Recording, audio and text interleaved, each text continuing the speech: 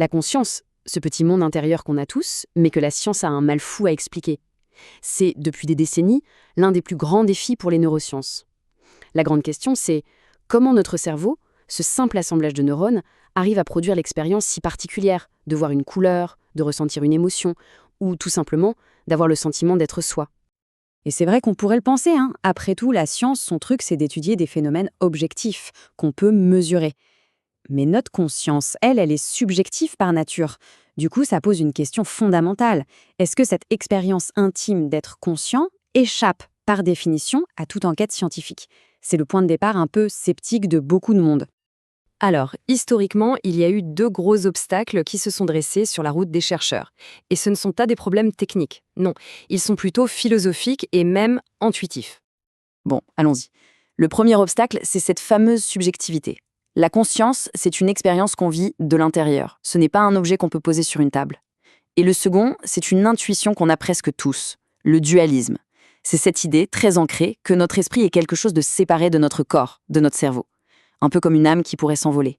Bref, ces 2 intuitions très fortes ont longtemps rendu la conscience quasi intouchable pour la science. Mais alors, comment les scientifiques ont-ils pu faire sauter ces verrous? Eh bien, l'idée un peu révolutionnaire a été de se dire « D'accord, nos expériences sont subjectives, mais elles sont souvent prévisibles et on les partage tous. » Et pour le prouver, il n'y a rien de mieux que les illusions d'optique. Ok, regardez bien cette image, c'est la fameuse illusion de l'échiquier d'Adelson. On a une pièce qui a l'air d'être dans l'ombre et qu'on voit comme étant claire, et une autre en pleine lumière qu'on voit comme étant foncée. A priori, tout le monde est d'accord là-dessus, la perception est assez nette. La question semble toute simple, mais la réponse est vraiment au cœur de la façon dont la science peut s'emparer de la conscience. Est-ce que ce qu'on perçoit subjectivement correspond bien à la réalité objective de l'image? Et voilà la réponse. En réalité, ces 2 pièces sont objectivement exactement du même gris. Et ça, c'est la preuve éclatante que notre réalité subjective n'est pas un simple miroir du monde, c'est une construction active de notre cerveau. Et comme on est tous victimes de la même illusion, eh bien cette construction subjective devient un phénomène qu'on peut partager et donc qu'on peut étudier. Alors ce truc-là, ça a un nom, ça s'appelle l'inférence inconsciente. En gros, le cerveau ne fait pas que voir l'image qui arrive sur la rétine. Il l'interprète, il en déduit le contexte. Il voit le cylindre, il en déduit qu'il y a une ombre, et donc il corrige la couleur de la case pour que la scène ait un sens. Notre perception consciente est donc le résultat d'un calcul hyper complexe, pas du tout le reflet brut de la réalité. Et c'est un exemple parfait de comment, en labo, on peut séparer le stimulus objectif de l'expérience subjective. D'accord. Mais alors, quel est le mécanisme dans le cerveau qui pourrait expliquer cette construction de la réalité et le fait qu'on en soit conscient? Une des théories qui a le plus de poids aujourd'hui, c'est celle de l'espace de travail neuronal global. Pour bien comprendre l'idée, cette métaphore de la radio est parfaite. Pensez au cerveau comme à une foule de petits processeurs hyper spécialisés qui bossent chacun dans leur coin, en parallèle, de façon totalement inconsciente. Et la conscience dans cette théorie, c'est le moment où une information est sélectionnée, puis diffusée à tout le monde, comme si on la passait sur une grande radio interne, accessible à tous les autres processeurs. Ce tableau résume très bien le compromis. D'un côté, on a le traitement inconscient. Lui, c'est le mode pilote automatique du cerveau. Il est ultra rapide, il peut gérer des milliards d'infos en même temps, mais il est rigide. Chaque processeur reste dans son couloir. Et de l'autre, le traitement conscient. Alors lui, c'est tout l'inverse. Il est lent, il ne peut traiter qu'une seule chose à la fois, sa capacité est minuscule, mais alors pourquoi il est si puissant? Pour une seule raison, sa flexibilité. Il peut prendre n'importe quelle information et la rendre dispo pour n'importe quel autre système, la mémoire, le langage, la planification. C'est ça, sa superpuissance. Ok, mais la question c'est, comment une info passe du statut d'inconsciente à celui de consciente? Le modèle propose un mécanisme bien précis, une sorte d'embrasement soudain, qu'on appelle l'ignition. Alors comment ça marche concrètement? Imaginons une image qu'on flash très très vite. Si le signal est trop faible, il va bien activer les premières zones visuelles. Puis il va s'éteindre. C'est une ignition ratée. L'info a été traitée, mais elle est restée inconsciente. Par contre, si le stimulus est un peu plus fort, ou si on y prête attention, là tout change. Le signal ne s'éteint pas, au contraire, il est amplifié. Il se propage et envahit tout un réseau de régions cérébrales de haut niveau.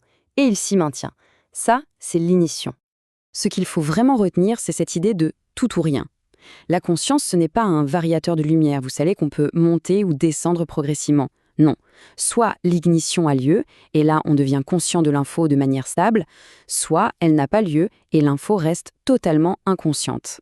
C'est ça qui explique pourquoi on a un seuil de la conscience. Et là, forcément, cette vision très mécanique, très informatique de la conscience, eh bien, elle ouvre une porte assez vertigineuse. Si la conscience n'est qu'une certaine façon de traiter l'information, est-ce qu'on pourrait la recréer dans une machine? Et attention, on n'est plus dans la science-fiction là. En s'appuyant sur cette théorie, on peut commencer à lister très concrètement les ingrédients qui manquent aux intelligences artificielles d'aujourd'hui pour qu'elles puissent un jour faire l'expérience consciente d'une information. D'après ce cadre théorique, il manquerait surtout 2 choses. D'abord, une architecture qui ressemble à notre fameux espace de travail global. Et ensuite, une capacité de se connaître soi-même, ce qu'on appelle la métacognition. Pour le premier point, c'est simple. Il suffit de penser à un smartphone. Il est rempli d'applis hyper spécialisées, mais elles ne se parlent pas, ou très mal. L'info qui est dans le GPS n'est pas dispo pour le calendrier. En fait, c'est nous, l'utilisateur conscient, qui servons de pont, d'espace de travail. Il manque aux machines ce tableau noir central, où une information pourrait être affichée et rendue accessible instantanément à tous les autres modules. C'est ce qui nous permet, nous, de prendre une info visuelle, de la lier à un souvenir et d'en parler. Une fluidité totale.